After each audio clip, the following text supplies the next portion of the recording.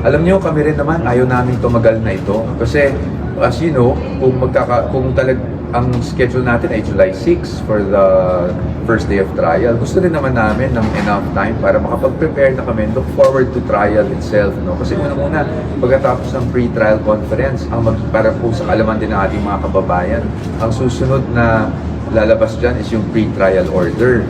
So, ito yung kung ano yung result ng pre-trial conference. At pagkatapos nun, kailangan pa namin magkomento kung sakali mang sa tingin namin kinakailangan magkomento, magkokomento pa tayo sa pre-trial order. So sa atin, talagang gusto natin as soon as possible matapos to. So we're hoping. Ilang days po ang given sa inyo to comment? Kunyari lumabas si pre-trial order? Wala pa po eh. So we're waiting actually. We're waiting for them to tell us kung ilang days.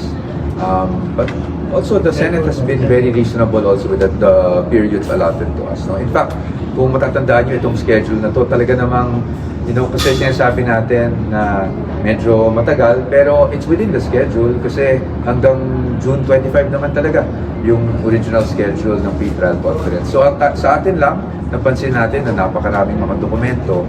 So, as much as possible, syempre, we'd like to meet that schedule given to us.